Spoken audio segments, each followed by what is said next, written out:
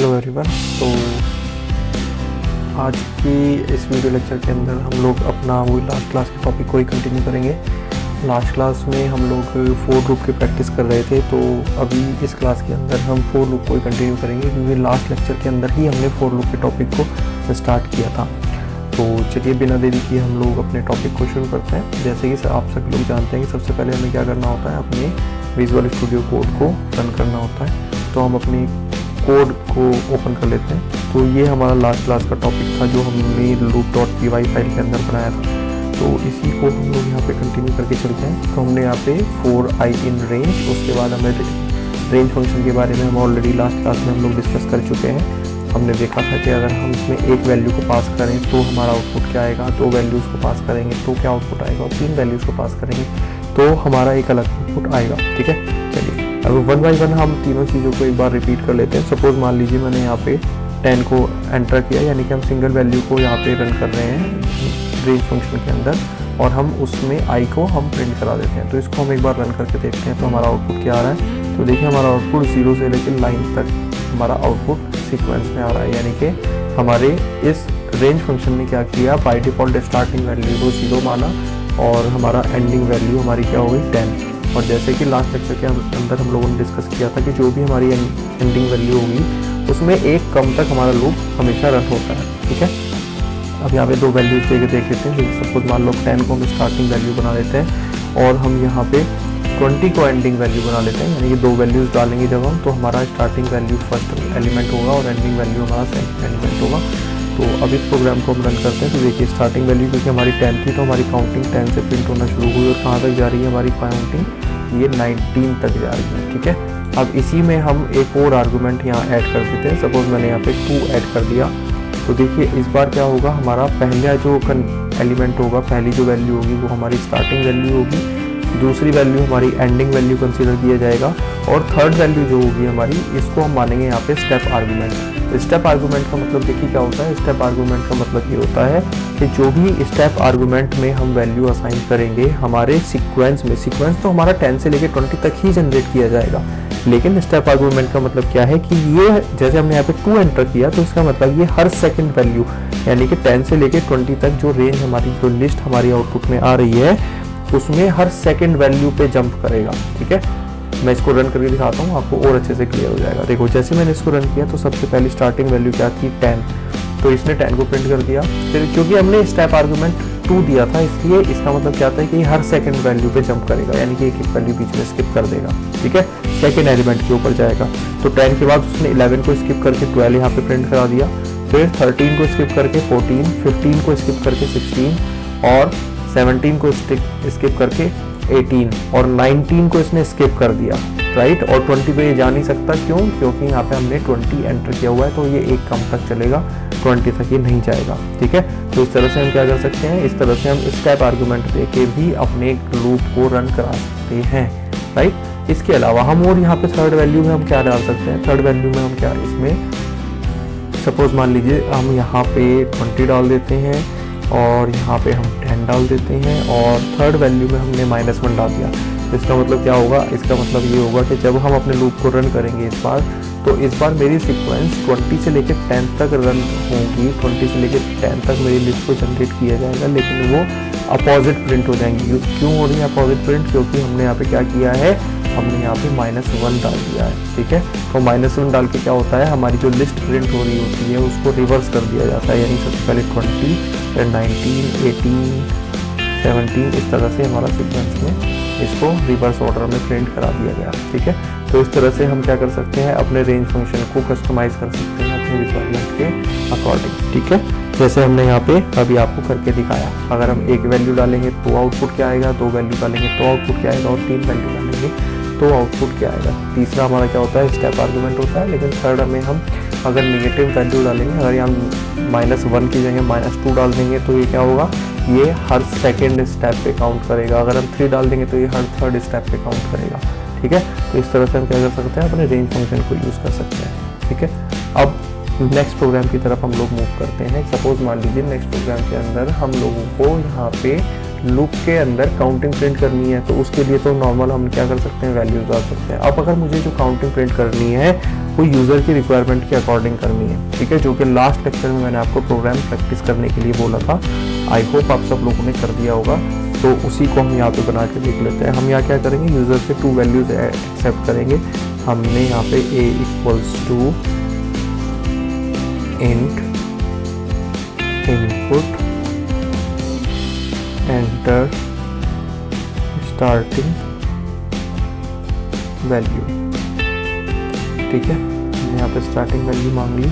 इसी तरह से base equals to int input enter ending value, हमने यहाँ पे एंडिंग वैल्यू यूजर से एक्सेप्ट करा ली। अब हम क्या करेंगे, हम यहाँ पे for I in रेंज, और रेंज फंक्शन में हमें क्या देना होता है, एक स्टार्टिंग वैल्यू देनी होती है और एक एंडिंग वैल्यू देनी होती है। और स्टार्टिंग और एंडिंग दोनों ही वैल्यूज हमने कहाँ से एक्सेप्ट कराई है, यूजर से एक्सेप्ट कराई है, जो कि हमारे a और b वेरिएबल के अंदर है। तो हम यहाँ डायरेक्टली क्या कर देंगे, a और b को मेंशन कर देंगे। तो उससे क्या होगा, हमारा a और b यहाँ पे कंसीडर कर लिया जाएगा एज अ स्टार्टिंग और एंडिंग वैल्यू। अब हम क्या कर देंगे, यहाँ पे हम यहाँ प्रिंट करा देंगे अपने i को दोबारा से, ठीक है। तो i प्रिंट होगा, इसका मतलब क्या है, a से लेके b के बीच में जो भी स्टार्टिंग और एंडिंग वैल्यू यूजर की तरफ से एंटर की गई है तो उसकी एक लिस्ट जनरेट होगी, और i क्या करेगा, उस लिस्ट में एंटर करेगा और 1 बाई 1 इंडेक्स वैल्यू के अकॉर्डिंग वैल्यूज़ को प्रिंट करता चला जाएगा, ठीक है। देखिए प्रोग्राम को रन करते हैं। यहाँ पे इसमें स्टार्टिंग वैल्यू मांगी, मैंने यहाँ पे एंटर कर दिया 15, एंडिंग वैल्यू मैंने यहाँ पे 30 एंटर कर दिया, ठीक है। देखिए यहाँ पे मेरा क्या हुआ, देखो यहाँ पे मैं 30 एंटर किया था एंडिंग वैल्यू, 15 से मेरी काउंटिंग प्रिंट होना शुरू हुई, 16, 17, 18, 19, 20 एंड सो ऑन। ये कहाँ तक जा रही है मेरी काउंटिंग, ये मेरी जा रही है 21 तक। क्यों, क्योंकि मैंने एंडिंग वैल्यू 30 ऐड की थी, तो ये 29 तक मेरा यहाँ पे रन हो रहा है, ठीक है। इस तरह से हम क्या कर सकते हैं, यूज़र से वैल्यू एक्सेप्ट कर सकते हैं, जो वैल्यू यूज़र ने एंटर की है उस वैल्यूज़ के अकॉर्डिंग हम स्टार्टिंग और एंडिंग वैल्यू यहाँ पे प्रिंट करा सकते हैं। इसके अलावा और हम क्या कर सकते हैं, इसी लूप के अंदर अगर हम चाहें तो कंडीशनल स्टेटमेंट्स को भी यूज़ कर सकते हैं। कैसे, सपोज मान लीजिए हमें यहाँ पे इवन ऑड चेक करने के लिए प्रोग्राम को रन करना है, तो इवन ऑड हमें जो चेक करना है वो हमें स्टार्टिंग और एंडिंग वैल्यू, यानी कि सपोज यूज़र ने हमारा स्टार्टिंग वैल्यू 10 और एंडिंग वैल्यू 20 डाली, और हम ये चेक करना चाहते हैं कि 10 और 20 के बीच में जितनी भी वैल्यूज़ आ रही हैं उसमें से कितनी वैल्यूज़ इवन हैं, ठीक है। तो उस केस में क्या कर सकते हैं, हमें यहाँ पे कंडीशनल स्टेटमेंट का यूज़ करना पड़ेगा। हमें यहाँ पे क्या लिखना पड़ेगा, हम लिखेंगे यहाँ पे इफ i मॉड्यूलो 2 इक्वल 0, ठीक है। अगर i मॉड्यूलो 2 इक्वल 0 है, यहाँ पे मॉड्यूलो जो हमने साइन लगाया है, जिसको हम यहाँ परसेंटेज साइन भी कह सकते हैं, मॉड्यूलो साइन का यूज़ बेसिकली क्या हो रहा है, यहाँ पे ये हमारा रिमाइंडर निकालने का काम कर रहा है। देखिए रिमाइंडर निकालने का मतलब बेसिकली यहाँ पे क्या है, अगर हम यहाँ पे मॉड्यूलो साइन की जगह डिवाइडेड साइन लगाते तो इसका मतलब क्या होता है कि हम i को 2 से डिवाइड कर रहे हैं, लेकिन हमें 2 से डिवाइड करके इसका आंसर फाइंड आउट नहीं करना है। हमारा वैल्यू इवन वैल्यू कब मानी जाती है, जब उसका रिमाइंडर जो है वो 0 आ जाए। तो हमारा जो परसेंटाइल का सिग्नेचर है, जो हमारा यहाँ पे मॉड्यूलो साइन है, वो हमारी क्या हेल्प करता है, यहाँ पे वो हमारी हेल्प करता है कि हम यहाँ पे रिमाइंडर निकाल सकते हैं। यानी कि इस लाइन का मतलब है कि i को 2 से डिवाइड करने पे उसका रिमाइंडर जो आएगा, अगर वो रिमाइंडर डबल इक्वल टू 0 लिखा हमने यहाँ पे, तो डबल इक्वल टू क्या है, हमारा कंपैरिजन ऑपरेटर है, ठीक है। यानी कि i को 2 से डिवाइड करके जो रिमाइंडर आ रहा है, क्या वो 0 के इक्वलेंट है। अगर वो 0 के इक्वलेंट है अगर वो 0 के इक्वलेंट आ जाता है तो मेरी कंडीशन क्या होगी, ट्रू हो जाएगी। और अगर ये मेरी कंडीशन ट्रू हो जाएगी तो हमें क्या प्रिंट करा देना है, हमें i की उस वैल्यू को प्रिंट करा देना है, ठीक है। तो ये मेरा प्रोग्राम जब रन होगा तो बेसिकली क्या होगा, क्योंकि देखिए a से लेके b के बीच के एक लिस्ट हमारे यहाँ पे जनरेट करके देगा रेंज फंक्शन, और उसकी हर एक वैल्यू को कंटेन कौन कर रहा है, id, जो कि एक इंडेक्स वैल्यू वेरिएबल है, ठीक है। तो i उस वैल्यू को कहाँ लेके आएगा, कंडीशनल स्टेटमेंट के पास लेके आएगा, और कंडीशनल स्टेटमेंट क्या करेगा, कंडीशनल स्टेटमेंट चेक करेगा कि क्या उसका रिमाइंडर 0 के इक्विवेलेंट आ रहा है। अब ये कंडीशन या तो ट्रू होगी या फॉल्स होगी। अगर ये कंडीशन ट्रू है तो मेरा कंट्रोल कहाँ आ जाएगा, इस लाइन के पास आ जाएगा और ये उस वैल्यू को प्रिंट कर देगा। अगर वो कंडीशन फॉल्स हुई तो मेरा कंट्रोल इस लाइन के पास नहीं आएगा, क्या करेगा, वो i की वैल्यू को इंक्रीमेंट करके वापस से ऊपर भेज देगा और फिर यहाँ से i की वैल्यू चेंज होकर फिर एक नई वैल्यू नीचे आएगी। ठीक है, इस प्रोग्राम को मैं रन करके आपको दिखाता हूँ। मैंने स्टार्टिंग वैल्यू डाल दी 10, एंडिंग वैल्यू मैं यहाँ पर डाल देता हूँ 20। तो क्या होगा कि मेरी एक लिस्ट जनरेट हो जाएगी रेंज फंक्शन से 10 से लेके 20 तक, और इस लिस्ट में हर एक वैल्यू को इफ कंडीशन के पास भेजा जाएगा, ये चेक करने के लिए कि क्या उस वैल्यू को अगर हम 2 से डिवाइड करें तो क्या उसका रिमाइंडर 0 के इक्विवेलेंट है। अगर है तो वो वैल्यू प्रिंट हो जाएगी, नहीं है तो मेरा कंट्रोल अगली वैल्यू के पास चला जाएगा। देखिए अब मैंने इस प्रोग्राम को जैसे ही रन किया तो देखिए सबसे पहले क्या आया, हमारा 10 आया। ठीक है, क्योंकि स्टार्टिंग वैल्यू क्या थी, हमारी 10 थी। तो इसने क्या किया, इसने 10 को 2 से डिवाइड किया और एक रिमाइंडर निकाला और चेक किया कि क्या वो रिमाइंडर 0 के इक्विवेलेंट है।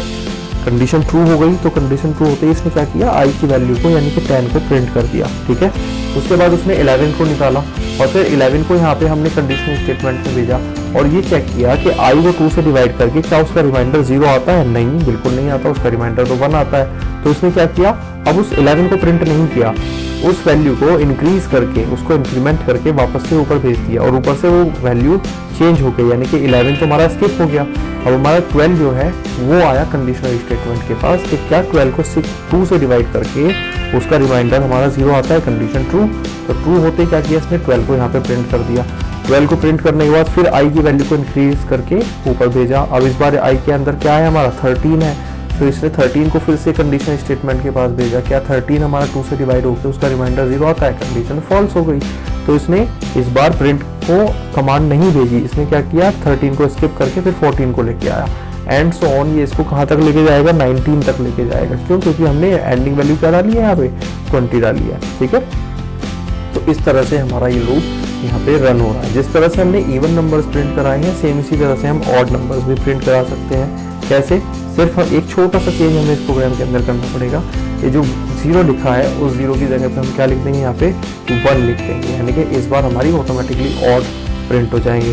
देखो मैंने यहाँ पे 10 लिखा और यहाँ पे 20 लिखा, तो देखो 11, 13, 15, 17 और 19 ये सारे क्या आ गए, हमारे ऑड नंबर्स आ गए 10 से लेके 20 तक की रेंज के बीच में। ठीक है, देखिए ये सारे हमारे इवन नंबर्स हैं और ये सारे हमारे ऑड नंबर्स हैं। तो हमारे इवन और ऑड वाला प्रोग्राम भी यहाँ पे क्लियर हो गया।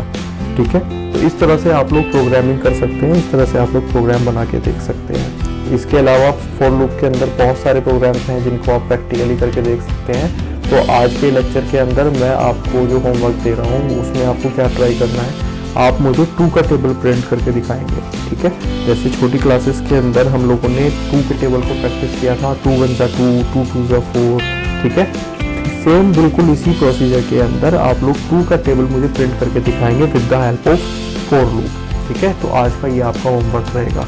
आज के वीडियो लेक्चर में जो टॉपिक मैंने आपको एक्सप्लेन किए, जो प्रोग्राम्स हम लोगों ने बना के देखे, इनको आप लोग बना के देखिए। अगर आपको कोई डाउट या कन्फ्यूज़न आता है तो इस वीडियो को दोबारा से आप शुरू से देखिए और उसको दोबारा से अच्छे से समझने की कोशिश कीजिए।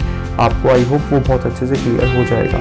अगर फिर भी कोई डाउट या कन्फ्यूज़न रह जाता है तो आप अपना जो भी क्वेश्चन है, कोई भी क्वेरी है, तो मुझे नीचे कमेंट बॉक्स में लिख के मेंशन कर दीजिए। मैं उसको रीड करके एज सुन एज पॉसिबल आपको उसका सोल्यूशन प्रोवाइड करा दूँगा। ठीक है, तो 2 के टेबल को आपको बना के देखना है और उसका सॉल्यूशन आप मुझे एक बार भेजेंगे जरूर। ठीक है, thank you so much, have a nice day.